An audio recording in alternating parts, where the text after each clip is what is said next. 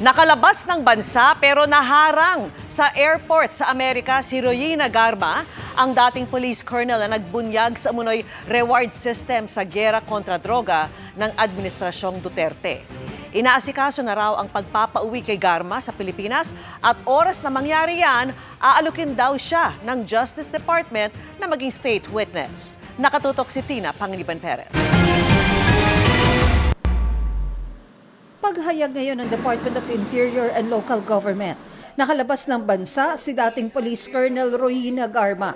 Ayon kay DILG Secretary John Vic Remulla, naharang si Garma at ang anak nito sa San Francisco Airport sa Amerika. Ang dahilan, canceled ang US visa nito. She took PR 104 last Sunday here. PR 104. She arrived in the US in San Francisco.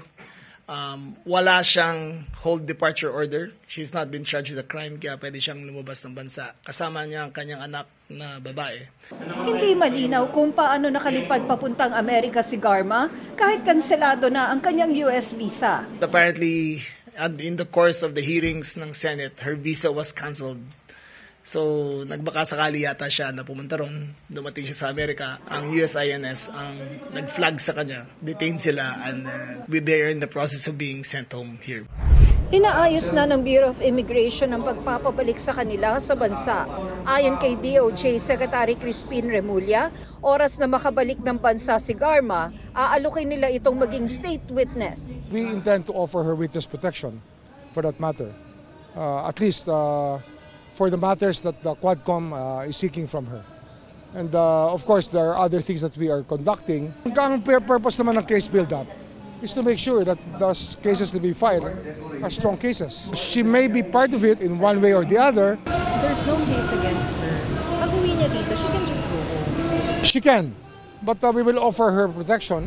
Magugunitang si Garma ang nagbunyag sa House Quad Committee sa umano'y pagbibigay ng pabuya sa mga pulis noong war on drugs ni dating Pangulong Rodrigo Duterte.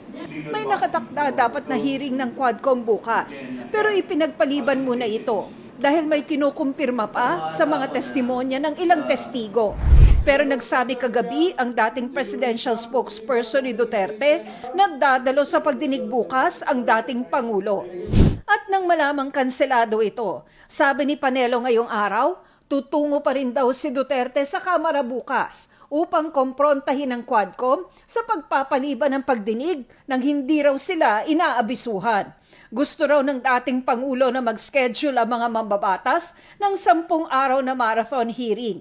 Pero sabi ng Quadcom, wala naman daw kumpirmasyon silang natatanggap na dadalo dapat sa pagdinig bukas si Duterte. Ang mga nauna raw nilang imbitasyon, inisnab naman daw lahat ni Duterte. We're supposed to have a November 13 hearing, but we decided to cancel it yesterday. Ngayon sasabihin na pupunta.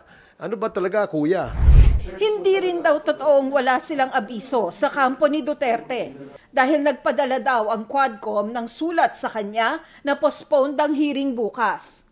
Kagabi rin daw, nag-message ang isang tauhan ni Duterte sa Quadcom para sabihing natanggap nila ang abiso at gusto raw ni Duterte makumpirma kung totoong kanselado ang pagdinig.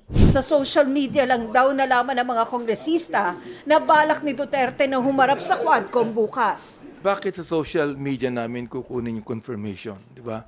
I mean, kami naman, sumusulat naman kami officially. Hindi namin inaano sa social media na, iniimbitahan namin si dating Pangulo. Sa tingin ko, sinadya yun. Kasi Sunday pa lang pinag-uusapan na to eh. Kaya nga, yun yung, nila, yung style di ba?